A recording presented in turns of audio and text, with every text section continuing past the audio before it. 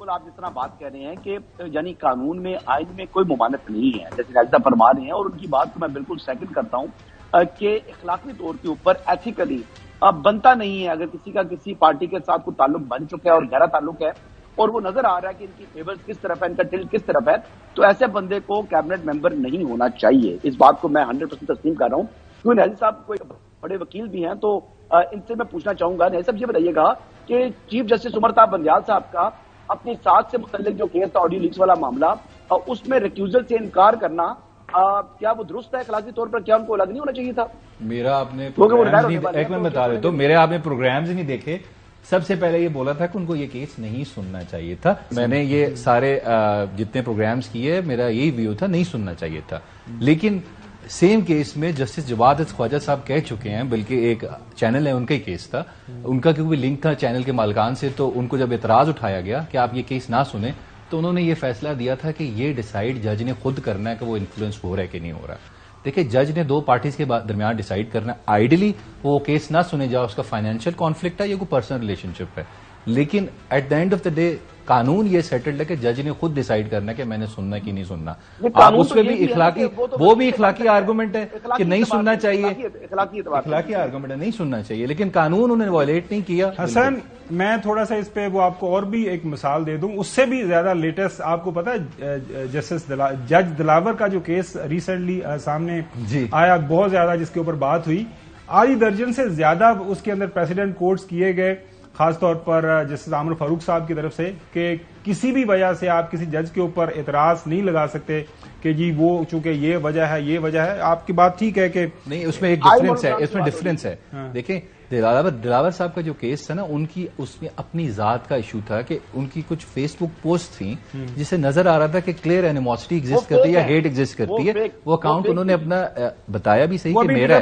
FIA के अंदर investigation, FIA ने कुछ नहीं किया ना, व्हाइट वॉश कर दिया। एफआईए ने तो बताया नहीं कि वो कहते हम वो डिलीट हो गई, हम जस्टिस आमिर फारूक उन्होंने कहा जी एफआईए इसके ऊपर आइडेंटिफाई नहीं कर सकते, हमारे पास ऐसा कोई मटेरियल नहीं। अच्छा, वैसे हसन जो साहब, आपसे भी मेरा सवाल यह है कि जो बुनियादी तौर पर हसन एक जो इशू है ना, थोड़ी देर के लिए ये जो है ना, कानून और आइन बिल्कुल सामने है हमारे। मैं अगर एक मिनिस्टर का, एक इलेक्टेड प्राइम मिनिस्टर का एडवाइजर हूं, तो उसके बाद सीधी सी बात, अगर मैं आइंदा उसके जो है निगरान का भी बनूंगा, तो एक कंटिन्यूशन है ना। आह चीमा का मैं आपको जो आपको मिसाल दे रहा हूं, तो डू यू थिंक कि उनको ये कंटिन्यू करना चाहिए था बजाते खुद ही, के जाहिर है वो एक हिस्सा था एक गवर्नमेंट का, और उसके बाद उसको कंटिन्यू कर रहे हैं? देखिए, आज चीमा जो है ना, वो special assistant to prime minister हैं, वो एडवाइजर भी नहीं है। तो ऐसे पीएम के इख्तियारात वैसे महदूद होते हैं, वो वफाकी वजीर के या वो उसको उनकी जो कहा है एडवाइजर है ऑन एस्टैब्लिशमेंट डिवीजन, मेरे ख्याल में बहरहाल चेक कर एडवाइजर ऐसे पीएम है, आई बिलीव वो ऐसे पीएम है, चाहे वो भी हो, एडवाइजर भी हो। लेकिन मेन काम जो है, अगर आप देखें तो अभी आईजी इस्लामाबाद जो है, मेन आपको एग्जांपल दे रहा हूं, या किसी सूबे का आईजी अगर पुराना बैठा है, जो आजकल इस्लामाबाद का मुझे कम अज कम मिलना है कि वो बैठे नहीं।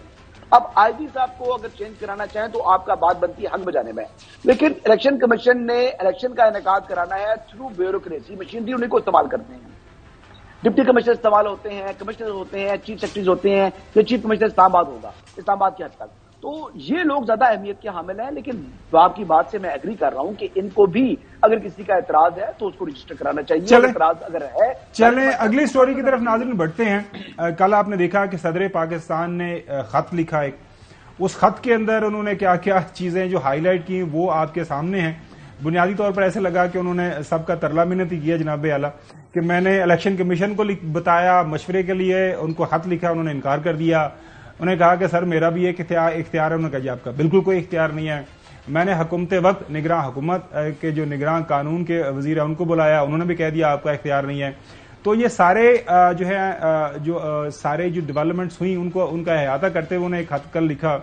और उसके बाद जाहिर उस इलेक्शन कमीशन और निगरान हुकूमत पहले ही इसके ऊपर इन राइटिंग उनको बता चुके हैं कि जनाब आला ये आपका इख्तियार नहीं है। तो सवाल जो है न्याय साहब, मैं देख रहा था कल भी हमारी एक बात हुई थी, इस पे कुछ इख्तिलाफ राय पाया जा रहा है कि एडवाइजरी जुरिसडिक्शन जो आर्टिकल 186 है, वो ये है कि सदर पाकिस्तान अब ये कह रहे, उनका जो वो इख्तियार तो है 48-45 के तहत कि वो उन्होंने देनी है डेट, ना इलेक्शन कमीशन मान रहा है ना हुकूमत वक्त मान रही है।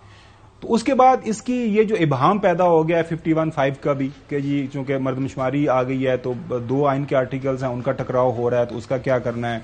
फिर चूंकि ये जो है चारों सूबों के अंदर भी इलेक्शन करवाना एक ही वक्त, और वफाक के अंदर भी एक ही वक्त के अंदर अगर आपने इलेक्शन करवाने हैं तो वो भी एक मसला दरपेश है।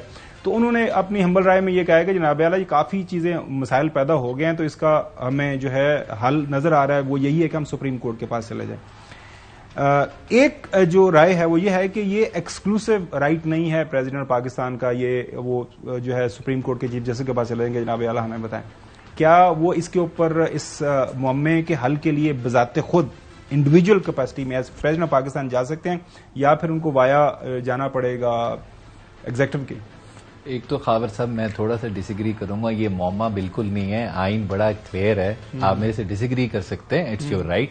आइन बड़ा नहीं, ये सदर पाकिस्तान ने जो कहा है हम तो वो आइन बड़ा क्लियर है जी। 48 के अंदर आप सारी इनकी PMLN की PAP सारे बयान देख लें, इनके वकला की एक ही बात थी, प्रेसिडेंट का सोल प्रोगेटिव है इलेक्शन की डेट देना जब असेंबली डिसॉल्व होती है, वो 90 डेज के अंदर उन्होंने देनी है।